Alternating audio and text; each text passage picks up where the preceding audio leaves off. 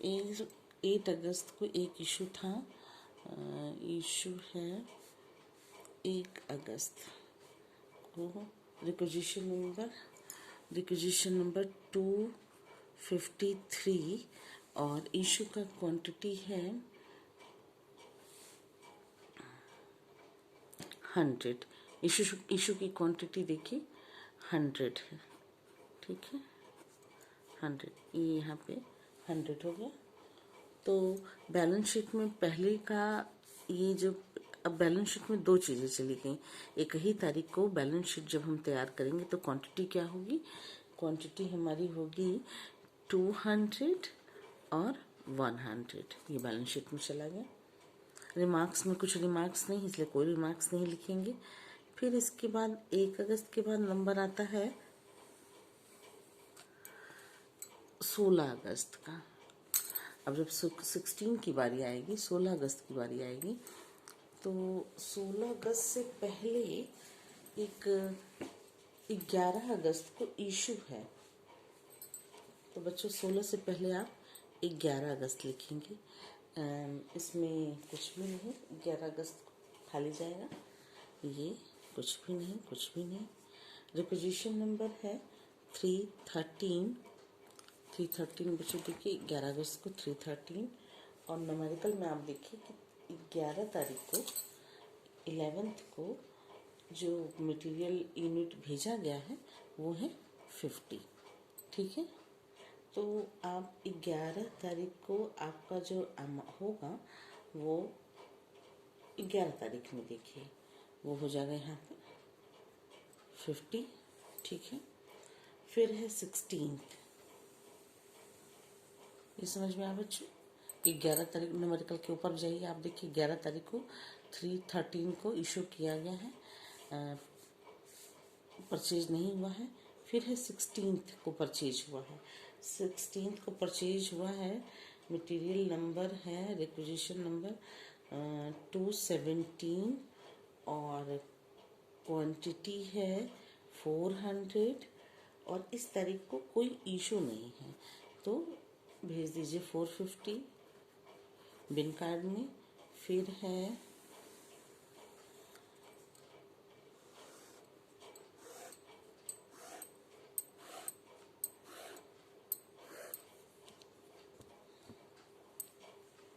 फिर है 21 को है कोई 21 को कोई परचेज नहीं है, कोई रिसीव नहीं है, इशू है बल्कि।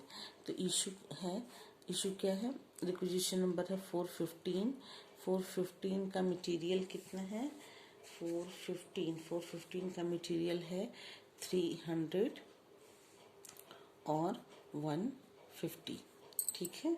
आप 150 परचेज किया गया है। उसमें एक चीज़ लिखा हुआ है न्यूमेरिकल में कि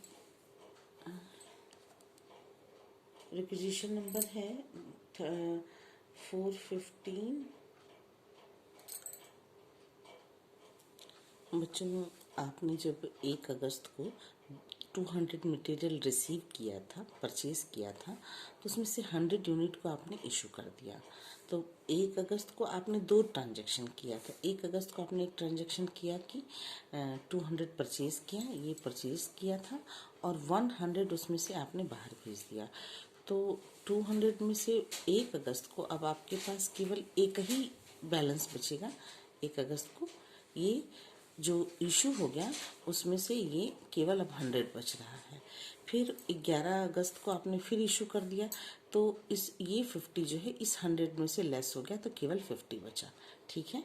फिर आप परचेज कर रहे हैं 400 यूनिट, तो ये 400 यूनिट कहीं कोई इशू नहीं है, तो वो 400 यूनिट और ये 50 यूनिट, तो 450 हो जाएगा आपके बैलेंस शीट में, ठीक है। फिर आपने 21 तारीख को 21 अगस्त को 300 आपने फिर इशू किया, तो 300 जो इशू होगा वो 450 में से इशू होगा, तो आपका जो बच रहा है बैलेंस वो 150 बचेगा। फिर से सुनिए, यहाँ पर ना हो तो आप 2 बार 1 अगस्त लिख लीजिए। एक बार आपने परचेज किया,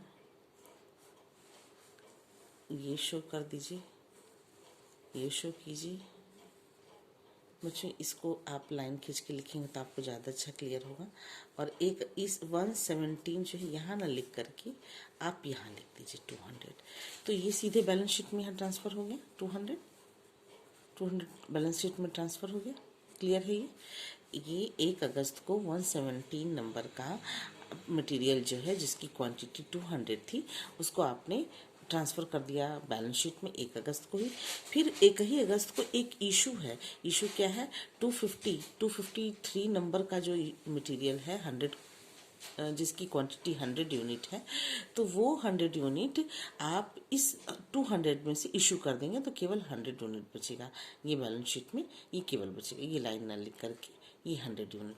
एक बार इसको हम फिर से फ्रेश आपको बना करके दिखा देते हैं। बच्चों देखिए फिर से इसको हम एक बार आपको बता रहे हैं नए फ्रेश तरीके से।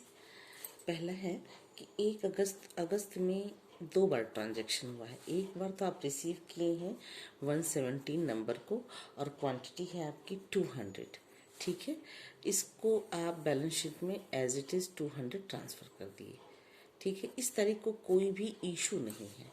फिर 1 ही अगस्त को एक परचेज हुआ और दूसरा है 253 नंबर का मटेरियल, ये 100 यूनिट जो है वो इशू किया गया है।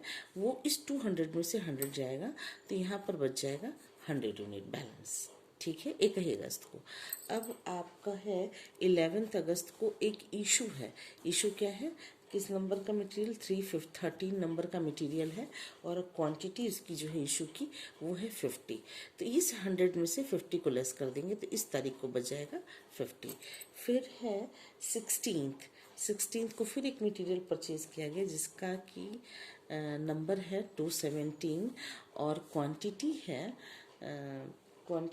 आपकी न्यूमेरिकल में देखिए 400 यूनिट।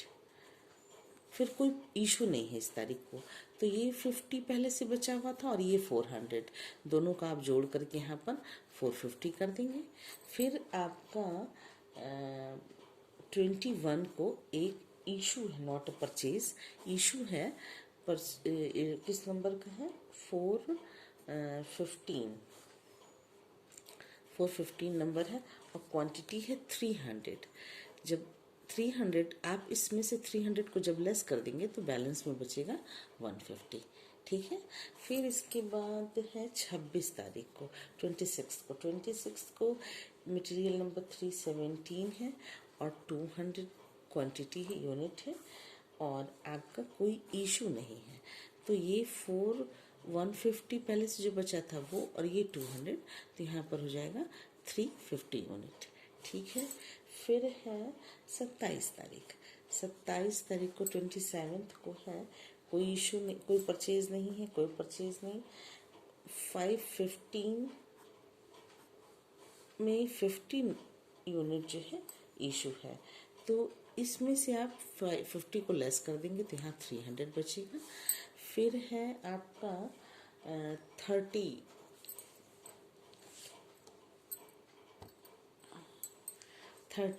अगस्त को है, फिर एक परचेज इशू है। देखिए 30 अगस्त को क्या इशू है? मटेरियल नंबर है 672, क्वांटिटी है आपका 100। अब इसमें से आप 70 को लेस कर दीजिएगा तो यहाँ बचेगा 230, ठीक है। फिर 31 को शॉर्टेज था। शॉर्टेज क्या था? देखिए बच्चों 31 को शॉर्टेज है। शॉर्टेज क्या था? 10 यूनिट शॉर्टेज था, तो इसमें से आप 10 यूनिट घटा दीजिएगा तो 220 हो जाएगा। यही आपका 220 हो जाएगा। ये जो है आपका यही लास्ट में बैलेंस शीट जो बच रहा है, बैलेंस मटेरियल यही बच रहा है 220। अब यहाँ पे रिमार्क्स था, ये रिमार्क्स का कॉलम था, आप यहाँ पे रिमार्क्स लिख लीजिएगा। रिमार्क्स में क्या होगा? वेरीफाइड बाई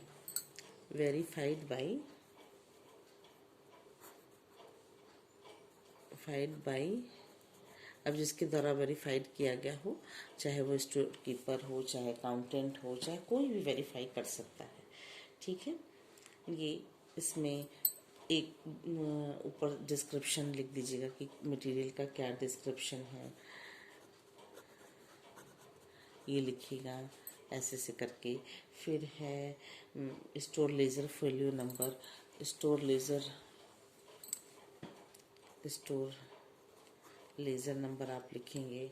फिर इसके बाद है लेज़र फोलियो नंबर लिखेंगे। फिर इसके बाद बिन नंबर लिखेंगे कि बिन नंबर क्या है। फिर इसके बाद कोड नंबर लिखेंगे कि क्या कोड है, कोड नंबर। फिर इसके बाद इधर मैक्सिमम लेवल क्या है, राइट हैंड में मैक्सिमम लेवल क्या है, मिनिमम लेवल क्या है।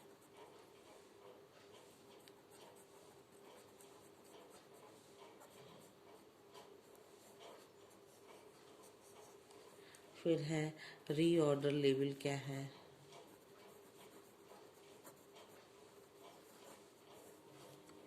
ठीक है, फिर ये आपका बिन कार्ड तैयार हो गया। कैसे बिन कार्ड में करते हैं न्यूमेरिकल, ये आपको आ गया होगा।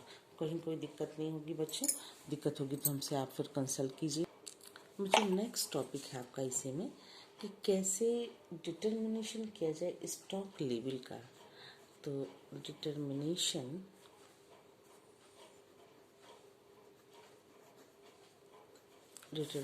Of stock label, stock label को कैसे तैयार किया जाता है ये आपको सिखाने जा रही हूँ। इसमें सबसे पहले आता है ऑर्डरिंग लेबल। फर्स्ट है ऑर्डरिंग लेबल, इसी को बोलते हैं रीऑर्डरिंग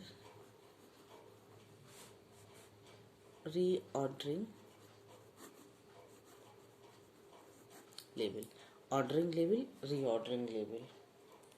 नेक्स्ट इसके बाद है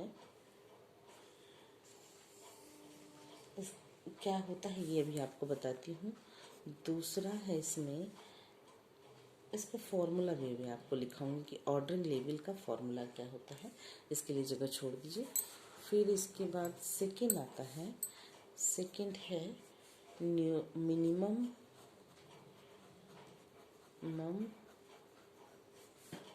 stock level, minimum stock level. फिर है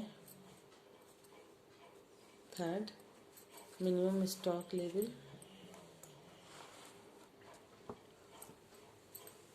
maximum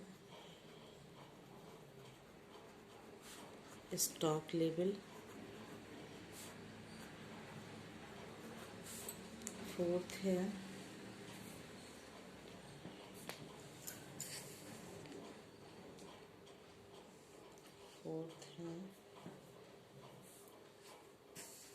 average stock level, average stock level. और फिफ्थ है danger level, danger level.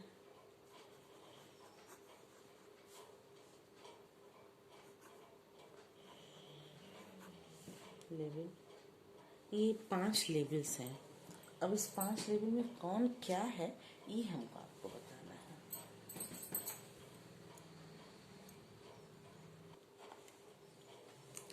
Reordering level जो होता है क्या होता है ये आपको बताने जा रही हूँ। रीऑर्डरिंग या ऑर्डरिंग लेवल, देखिए बच्चों यह भी आपको लिखाया रीऑर्डरिंग लेवल।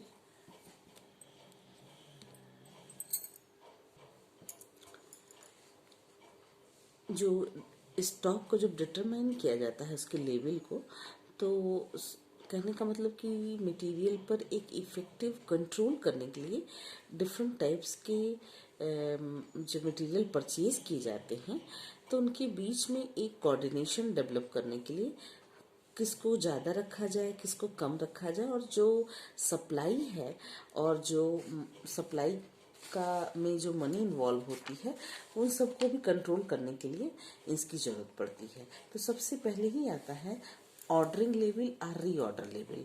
ऑर्डरिंग लेवल का मतलब कि आदेश अथवा पुनः आदेश की सीमा स्तर का निर्धारण करना। उस जिस स्टोर में जो मटेरियल रखा जाता है उसकी जो क्वांटिटी है उस पर पहुंचने के बाद मटेरियल को कब परचेज किया जाए, ये कार्यवाही मटेरियल परचेज करने की का जो प्रोसीजर है वो कब किया जाए, यानी कि पुनः मटेरियल को कब लाया जाए, ये चीज़ें देखी जाती हैं। तो इसमें यूजेस ऑफ मटेरियल रेट, फिर इसमें कब कितना कम समय लगे, ये सारी चीज़ें देखी जाती हैं। कितना कंजम्पशन है मटेरियल का, मैक्सिमम डिलीवरी टाइम पीरियड क्या है, ये सारी चीज़ें देखी जाती हैं। तो इसका फॉर्मूला होता है, मुझे फॉर्मूला लिख लीजिए।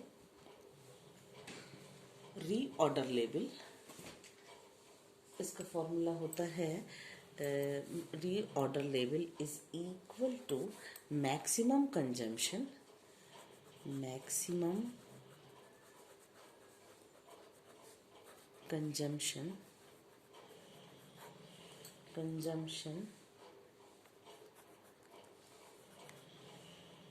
into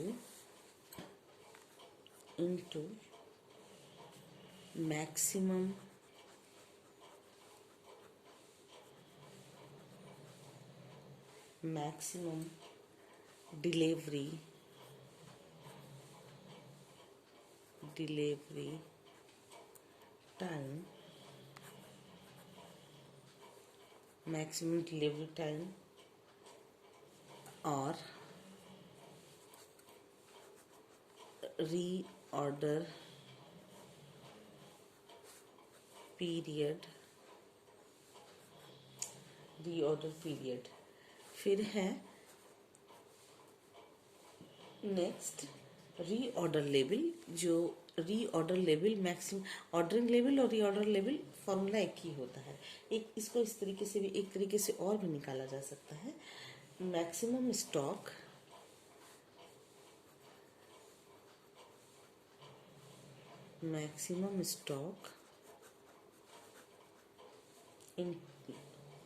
into minimum reorder period. Stock plus होगा, plus consumption rate per day, consumption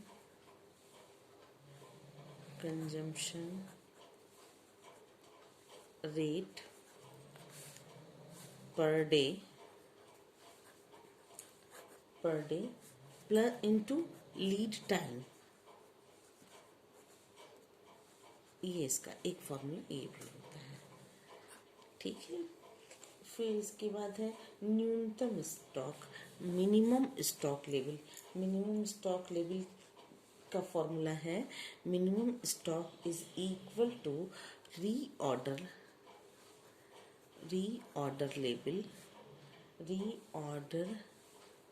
level minus normal consumption, NC लिख लीजिए, normal consumption into normal delivery time,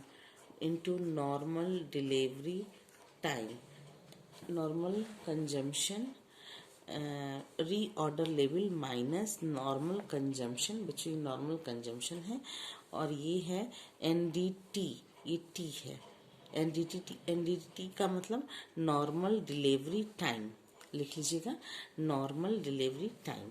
minimum stock level क्या होता है कि जब हम मटेरियल को प्रोडक्शन कर रहे होते हैं तो जो रॉ मटेरियल होता है उसके मंगाने का जो, उसके रखने का जो स्टॉक लेवल है वो इतना, जब मिनिमम पर पहुंच जाए तो तुरंत रीऑर्डर प्लेस करना चाहिए।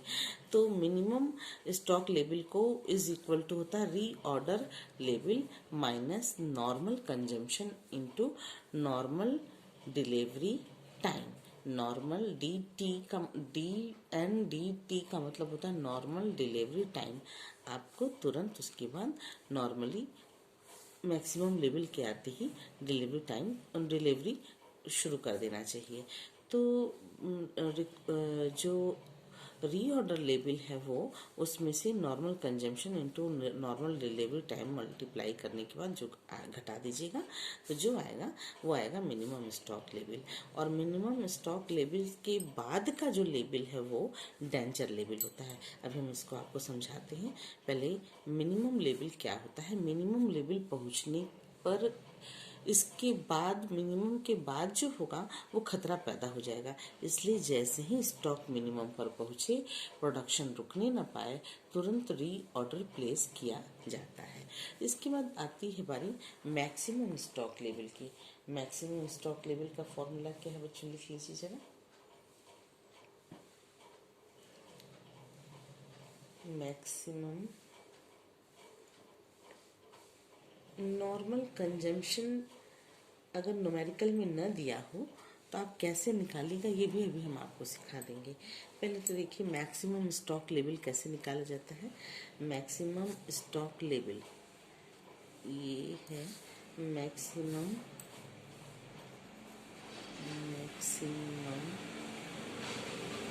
थर्ड। इस थर्ड को यहाँ से काट के हटा दीजिए।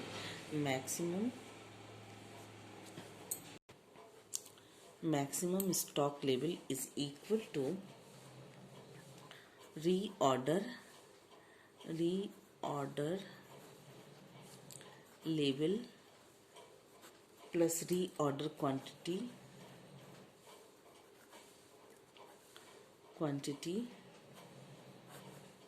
Reorder quantity minus minimum consumption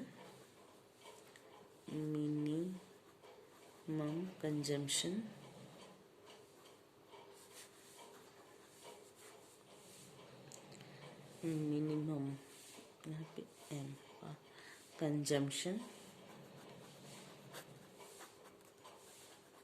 into minimum delivery time minimum delivery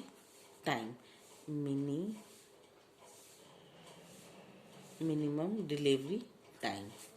ठीक है, एक इसी को एक दूसरे तरीके से भी लिखते हैं। Maximum stock level is equal to minimum stock plus EOQ। ठीक है बच्चों, EOQ economic order quantity. Maximum stock level is equal to reorder level plus reorder quantity minus minimum consumption into minimum delivery time. ठीक है, इसी फॉर्मूले को एक और तरीका है, इसको और करके लिख लीजिए।